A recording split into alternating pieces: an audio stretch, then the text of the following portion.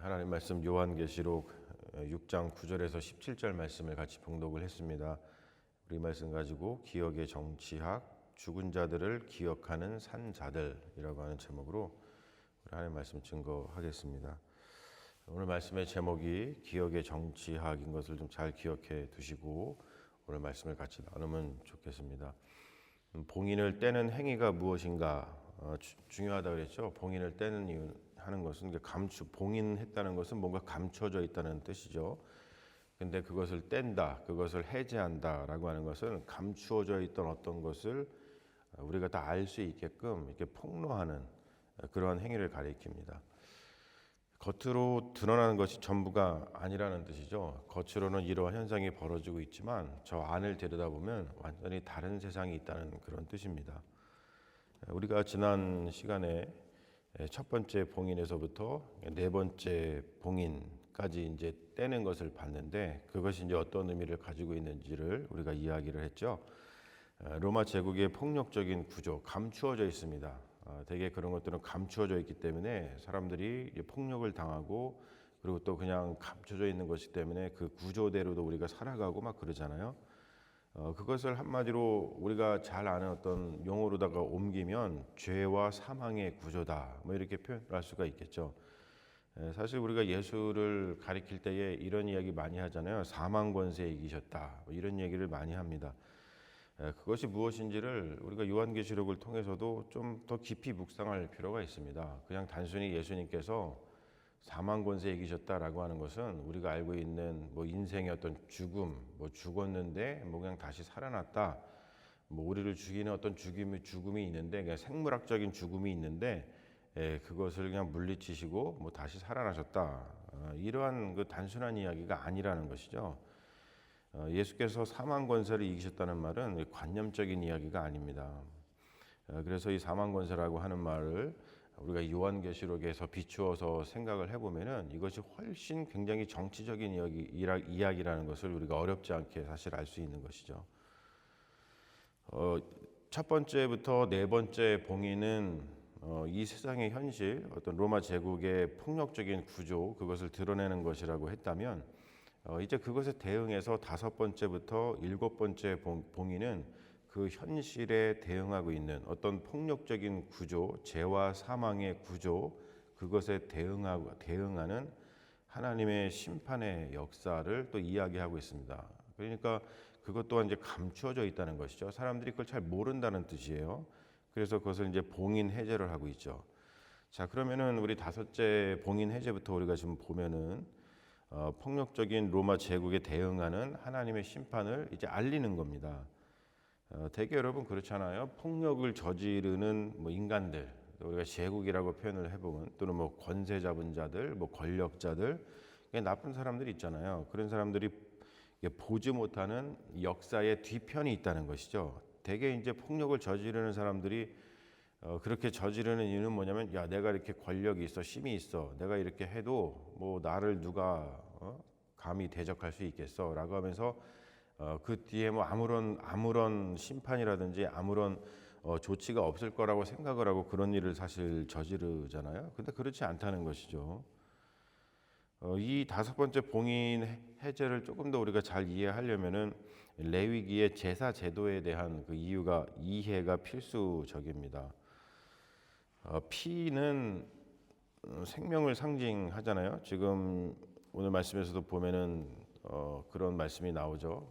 그 영혼들의 피가 이제 제단에 바쳐지는, 하늘의 제단에 바쳐지는 이제 그런 어떤 이야기들인데, 그게 무엇을 의미하냐면은 이제 피는 생명의 상징이죠. 생명은 피에 있다라고 생각을 했습니다. 그래서 레위기 제사를 보면은 번제를 드릴 때에 피를 제단에다가 이제 뿌립니다. 그래서 지금 그 생명을, 그 무고하게 희생된 자들의 그 피를 갖다가 생명을 지금 제단에 뿌리고 있는 것이죠. 그러니까 생명을 드리는 거예요, 하나님께. 그래서 피를 먹으면 안 된다, 뭐 그런 말씀도 레위기에 있고 그렇습니다. 생명을 건드리는 것이기 때문에 피를 먹으면 안 되는 거예요. 생명은 하나님만이 이렇게 저렇게 하실 수 있는 것이지 다른 존재가 건드리면 안 된다, 뭐 그런 뜻을 가지고 있는 거죠. 피를 빼고 난 다음에는 고기를 먹습니다. 사실 이런 정신을 이어받는 것이 중요한 것이죠. 뭐 지금은 우리가 생명이 피에 있다, 뭐 이렇게 생각하지 않잖아요. 생명이 어떻게 있다라는 것을 과학적인 사실을 통해서 뭐 생명의 현상을 이렇게 저렇게 밝히고 있습니다. 물론 뭐 아직까지 생명이 어떤 것인가, 생명의 현상을 아무리 과학이라도 100% 완전하게 밝힌 것은 아니고 여전히 미스테리 가운데 있는 것이 참 많이 있지만, 뭐 옛날에 이 성경에서 이야기하고 있는 저 레위기에서 이야기하고 있는 것처럼 옛날 고대인들이 생각했던 것처럼 뭐 피가 생명이 피에 있다 뭐 이렇게 생각을 해가지고 뭐 그렇게 하지는 않죠. 하지만 정말 중요한 건 뭐냐면은 고대 사람들도 뭘 중요하기 위해서 자꾸 그렇게 얘기한 거냐면 그 생명에 대한 존중 때문에 그런 이야기를 하는 것이죠. 그러니까 옛날이나 지금이나 생명에 대한 존중은 여전히 중요한 거 아니겠습니까? 그래서 인간의 어떤 존엄성에 대한 묵상이 필요한 것이죠. 우리 인간 한 명 한 명 신분이라든지 뭐 인종이라든지 나이라든지 성별이라든지 뭐 종교에 관계없이 생명은 존중하다. 이런 것들 우리가 받아들이는 것이 중요하다는 것을 오늘 말씀에서도 알 수가 있는 것이죠. 오늘 말씀에 보면은 용어 중에 대주제여라고 하는 말이 나와요. 대주제여 이렇게 하면서 이게 호소를 하잖아요. 뭔가 그때 이제 대주제라고 하는 것이 뭐냐면 영어로다가 sovereign lord라고 하는 뜻입니다. sovereign lord. 우리가 되게 이제 lord라고 하면 주님 이런 뜻이잖아요. 주님.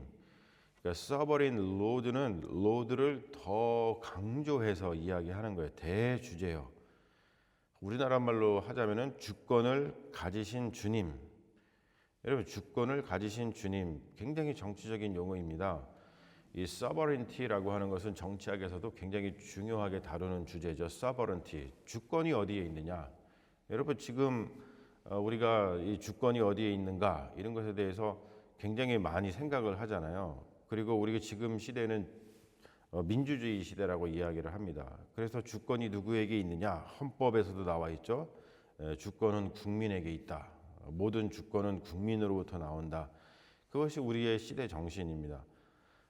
그런 것처럼 이 주권이 누구에게 있는가라고 하는 것은 굉장히 중요한 문제였어요. 그리고 지금도 사실 인간에게 가장 중요한 그 문제 중에 하나죠. 주권이 누구에게 있는가. 옛날에는 왕한테 있었죠. 뭐 황제한테 있고 주권이 있었습니다.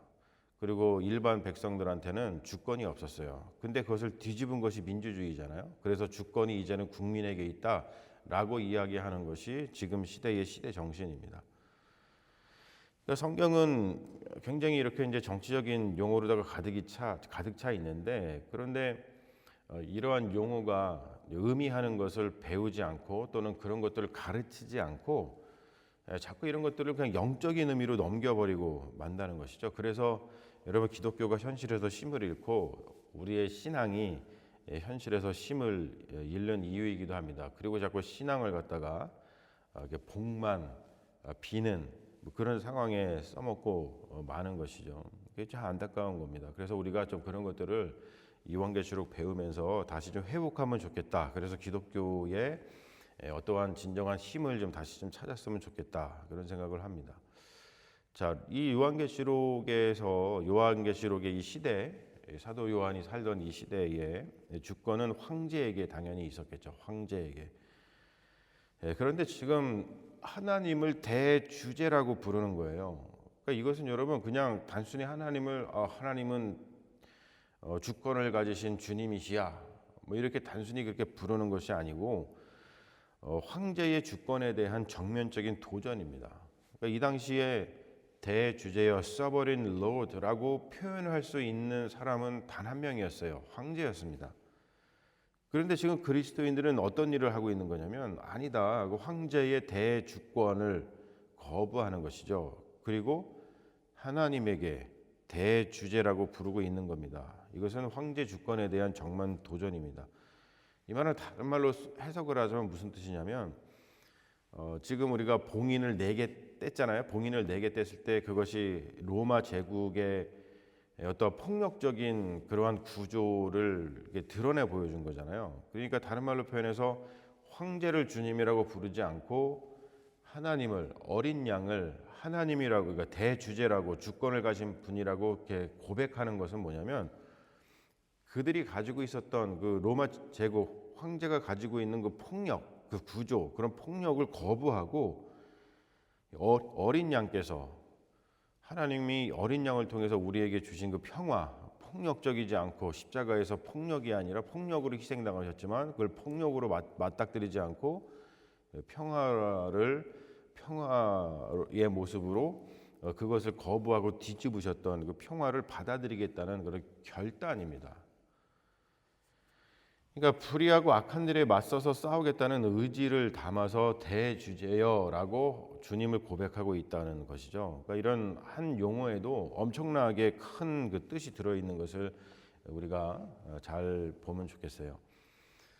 자, 그리고 보면은 그 죽임당한 영혼들, 푸시카스 죽임당한 영혼들이 그 제단에 바쳐지고 있는데 우리가 이제 대개 이제 영혼들이라고 하는 말이 나오면은 자꾸 그리스식으로다가 생각하는 경향이 많이 있죠. 그리스 인간에게서는 육체와 반대되는 인간의 죽지 않는 부분에 대해서 이야기를 많이 합니다.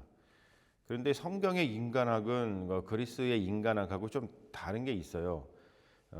이 그리스의 인간학은 그냥 육체와 반대되는 죽지 않은 어떤 인간의 부분에 대해서만 이야기를 하지만 언제나 성경에서 이 영혼이라고 하는 말이 등장할 때는 하나님과의 관계 속에서 있는 인간 존재를 가리키는 거예요. 그렇기 때문에 영혼은 하나님 앞에 서는 존재를 가리키는 것이죠. 그래서 이 보면은 그 영혼이 이렇게 뭔가 말도 하고 피도 뭐 몸도 있는 것 같고 뭐 다 이렇잖아요. 그러니까 그런 또한 좀 그 다른 면들이 존재합니다. 그런데 사실 그리스의 인간학하고 성경의 인간학이 이게 좀 짬뽕이 돼가지고 이제 우리에게 전해지는 그런 경향이 있습니다. 아무튼 죽임당한 영혼들, 그때 영혼들이라고 하는 것은 하나님과의 관계 속에 있는 어떤 인간의 존재를 가리키는 것을 우리가 좀 잊지 않았으면 좋겠습니다. 자, 그러고 나서 그 죽임당한 영혼들이 그 제단의 생명이 바쳐지면서 그 영혼들이 하나님께 뭔가 탄원을 하고 있잖아요. 뭐라 그러냐면은 언제까지 이렇게 그냥 피를 흘리게끔 순교자가 나오게끔 그냥 놔두실 겁니까? 그런 탄원을 합니다. 그런 호소를 합니다. 자, 이런 것들은 시편이라든지 하박국에 나오는 것이랑 똑같은 것이죠. 시편 94편에도 보면은 세계를 판단하시는 주여 일어나사 교만한 자에게 상당한 벌을 주소서. 여호와여 악이 언제까지 계가를 부리리까? 이렇게 탄원하는 시편이 있죠. 그리고 대표적으로 하박국 같은 경우도 이 불의한 시대를 맞서는 그런 어떤 신앙의 힘에 대해서 이야기하는데 하박국 1장 2절도 이렇게 시작하잖아요. 여호와여 내가 부르짖어도 주께서 듣지 아니하시니 어느 때까지 이리까 내가 강포로 말미암아 외쳐도 주께서 구원하지 아니하시나이까. 이렇게 하면서 하박국도 계속해서 하나님께 언제까지 이렇게 그냥 내버려 두실 거예요? 언제까지 이렇게 불의한 세계, 이 폭력적인 세계를 내버려 두실 겁니까? 라고 호소하는 것을 볼 수가 있습니다. 불의한 세상에 대한 성토이죠. 그런데 문헌을 보면은 그 여성 순교자들의 성토가 더 간절했을 것이다, 그런 이야기를 합니다. 왜냐하면은 순교 당하기 전에 이 순교자들이 성폭력을 굉장히 많이 당했다 그래요. 여러분, 우리 인간은 아주 쉽게 짐승처럼 변할 수가 있습니다. 우리가 그래서 인간성을 유지하기 위해서 가장 큰 에너지를 써야 된다. 여러분, 까딱하면은 세상은 그냥 인간성을 해친, 그래서 인간성이 없어지는 그냥 짐승의 세계로 변화한다고 하는 거예요. 우리 인생도 마찬가지죠, 여러분. 그것은 너무너무 뭐랄까요, 그냥 깨지기 쉬운 어떠한 인간성을 가지고 있어요, 우리 인간들이. 그렇기 때문에 우리가 정말 에너지를 많이 써야 될 것이 어떤 것인가를 보면은 우리 이 인간답게 살아가는 이 세상을 만들기 위해서 하려면 인간성을 유지하기 위해서 가장 큰 에너지를 써야 되는 것이죠. 그러니까 이런 거랑 똑같은 거예요. 우리 신체가 이 몸의 온도 36.5도, 그 온도, 그 항상성, 그것을 유지하기 위해서 에너지의 뭐 80% 막 쓴다 그러잖아요. 그런 것처럼 우리가 서로 무엇을 위해서 힘을 써야 될까라는 것을 이야기할 때 인간성을 유지하기 위해서 사실은 우리가 가진 모든 힘을 거기에다가 가장 많이 써야 된다는 거죠. 이게 하늘의 제단 아래에 있는 이 남녀 순교자들은 폭력의 역사에서 희생된 자들입니다. 이런 것들을 보면서 우리가 우리의 현실의 역사에서 이런 것들을 좀 연결할 줄 알아야겠죠. 그래서 여러분, 이 성경이 고취하고 있는 것은 역사 인식이에요. 역사 인식. 단순히 성경을 들여다보고 이런 일이 있었네. 이러한 표현이 있네. 그냥 이렇게 이야기하는 게 아니고 성경이 우리에게 원하는 것은 뭐냐면 이런 걸 보고 지금 우리 역사의 현실에서 일어나고 있는 그 일을 좀 주목해서 보라는 것이죠. 그게 역사 인식이잖아요. 그러니까 하늘의 제단 아래에 있는 그 남녀 순교자들을 보면서 우리 역사를 생각해 보면은 그들이 누구일까? 우리 한국 사람들을 생각해 본다면은 뭐 3.1운동 참여해서 죽은 자들, 그들의 성토, 뭐 일본군 성노예로 끌려가서 죽은 그런 분들의 성토, 한국 전쟁 후에 4.3 사건 같이 정치적 재판에 의해서 희생을 당한 무고한 시민들의 성토, 또 1980년도 5월 18일 날 광주 금남로에서 죽어간 시민들의 성토, 그리고 지금도 계속해서 무고하게 희생당하고 그리고 희생당한 것 때문에 통곡하는 그 유가족들이 아직까지도 많이 있고 지금 계속해서 생산이 되고 있습니다. 그런 성토들, 그런 것들을 보면서 우리가 그럼 어떻게 해야 될까? 그런 것들을 좀 생각해 보라고 이런 말씀들을 적어 놓은 것이겠죠. 11절에 보면은 이렇게 표현하잖아요. 각각 그들에게 성토를 합니다. 언제까지 이렇게 하실 거예요? 그랬더니 주님께서 이런 답을 주셨다 그래요. 각각 그들에게 흰 두루마기를 주시며 이르시되 아직 잠시 동안 쉬되 그들의 동무 종들과 형제들도 자기처럼 죽임을 당하여 그 수가 차기까지 하라 하시더라. 자, 이거를 보면은 우리가 그럼 뭐 참고 있고 그리고 더 많은 사람들이 희생을 당하는 건가? 그때까지 기다리라고 하시는 건데 참 쉽지 않은 말씀이죠.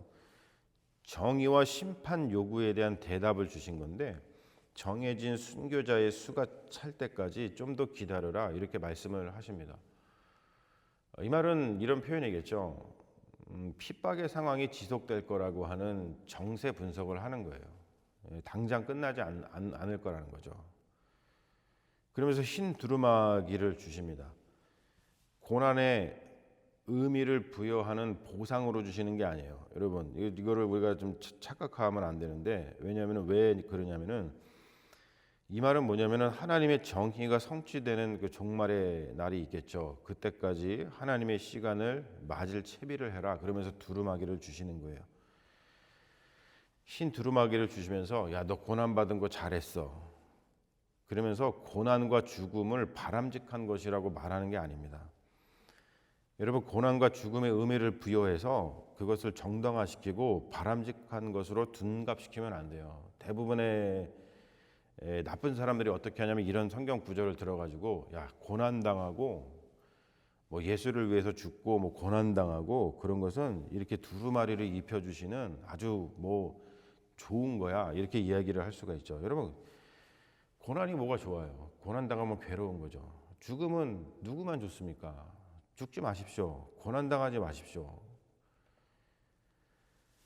그건 바람직하지 않습니다. 이것을 이야기하는 이유는 뭐냐면 고난과 억울한 죽음은 반드시 소멸되어야 할 폭력의 역사가 지닌 특징들인 거예요. 그러니까 무엇을 없애야 되는 거예요? 고난과 죽음은 사실 폭력의 역사를 없애면 없어지는 겁니다. 우리의 삶에 우리의 역사에 고난과 억울한 죽음이 있다는 것은 뭘 보여주는 것이냐면 우리가 몸담고 있는 그 역사, 우리가 몸담고 있는 그 시간이 폭력에 물들어 있다는 것을 보여주고 있는 겁니다. 하지만 여러분, 그런 것의 결과로서 고난과 죽음이 우리에게 오는 것인데 그 고난과 죽음을 정당화시켜서는 절대 안 된다는 것이죠. 폭력에 물들어 있다는 뜻. 그래서 그것은 하나님에 의해서 반드시 끝내져야 하는 역사이고 끝내질 역사라는 것을 요한계시록에서 주님께서 우리에게 말씀하고 계시는 겁니다. 여러분, 우리가 신앙을 갖고 사는 이유이죠. 주님 어서 오시옵소서, 마라나타, 폭력을 끝내시는 주님. 그 주님이 없다면 우리에게 무슨 소망이 있겠습니까? 요한의 시대에는 아직 고난과 순교가 끝나지 않을 거였어요. 그래서 아까 제가 얘기했듯이 그것을 보고 있는, 예상을 하는 요한이, 사도 요한이 하나님의 정의가 세워질 날을 이야기하면서 교회를 위로하고 있는 것이죠. 자, 오늘 말씀의 제목이 기억의 정치학입니다. 그 말은 뭐냐면은 산자와 죽은 자의 연대를 이야기하는 건데 이것이 굉장히 사실은 중요한 개념입니다. 오늘 말씀 보면은 하늘에 지금 죽은 자들이, 순교당에서 죽은 자들이 하나님의 그 하늘의 제단에 피로 뿌려지잖아요. 그리고 그것을 산자들이 지금 보고 있는 겁니다. 그리고 그들의 그 성토를 보면서 우리 지금 살아있는 자들이 어떻게 살아가야 될지를 지금 이야기하고 있는 것이죠. 기독교 신앙의 중요한 요소입니다. 산자와 죽은 자의 연대, 이것을 기억의 정치학이라고 표현을 합니다. 자, 우리가 여러분 사도신경에서 오늘도 우리가 사도신경을 외우고서 이 기도회를 시작을 했습니다만 거기에 뭐라고 나와 있냐면은 성도가 서로 교통하는 것을 믿습니다. 우리 이렇게 고백을 합니다. 성도가 서로 교통하는 것, 그것을 믿습니다. 우리가 그렇게 고백을 합니다. 자, 그래서 성도라고 하는 것은 단순히 우리 교회의 성도를 말하는 것뿐만이 아니고 당연히 우리 교회의 성도를 이야기하는 것이죠. 그런 것만뿐만이 아니고 우리 그리스도 안에 있는 모든 성도들을 이야기합니다. 그래서 우리가 언제나 원 처치를 이야기하는 것이죠. 그리스도 안에 있는 모든 사람들은 그냥 원, 하나예요, 하나. 그리고 살아있는 자들만 얘기하는 것이 아니고요. 이 성도가 서로 교통한다. 이 교통은 펠로우십이거든요. 성도들끼리, 그러니까 살아있는 자들끼리만 펠로우십을 가진다, 그런 뜻이 아니고 우리 기독교 신앙은 무엇을 고백을 하냐면 죽은 성도 그리고 지금 살아있는 성도 간의 펠로우십, 교통을 말합니다. 여러분, 이게 기억의 정치학이에요. 죽은 자와 산 자의 연대입니다. 기독교 신앙의 정말로 중요한 요소이죠. 그렇기 때문에 이것이 사도신경에도 들어가 있는 거예요. 산 자들은 죽은 자들이 당한 고난과 저항, 투쟁, 그리고 그들의 그 억울한 죽음을 기억해야 된다는 거예요. 이게 기억의 정치학입니다. 그냥 죽었으니까 아이고 어째 이런 게 아니죠. 그들이 왜 죽었는지, 그들이 죽일 때 무엇에 저항하다 죽었는지, 그들이 무엇을 위해서 투쟁하다 죽었는지, 그들이 왜 이렇게 억울하게 죽었는지, 그냥 죽음을 놔두고 아이고 죽어서 어떻게 이렇게 하는 것이 아니라 그것을 기억하고 그리고 그들의 어떠한 뜻을 받들어서 우리가 우리의 살아있는 자로서의 그 삶을 살아가는 것이죠. 여러분, 최근에 한강 작가가 노벨 문학상 받았잖아요. 한강 작가의 그 인터뷰를 보면은 정말 중요한 이야기를 합니다. 중요한 질문을 하고 있죠. 한강이 글을 쓸 때 이거를 늘 묻는다 그러잖아요. 죽은 자가 산 자를 도울 수 있을까? 죽은 자가 산 자를 도울 수 있을까? 소년이 온다 같은 경우 5.18 광주 민주화 운동을 기록한 거잖아요. 그거를 할 때 중요한 질문이 그거였다는 거 아니에요? 죽은 자가 산 자를 도울 수 있을까? 그러한 것들을 생각하면서 책을 썼다 그랬죠. 그것이 바로 역사 의식이고 그 역사의 의미이죠. 여러분, 한강이 그런 질문을 했지만 사실 성경이 그 이야기를 하고 있는 겁니다. 요한계시록은 한강의 질문에 대한 대답이자 그 생각의 원천입니다. 죽은 자가 산 자를 도울 수 있을까? 그렇습니다, 여러분. 우리 기독교에는 이미 그러한 생각이 있어요. 그게 바로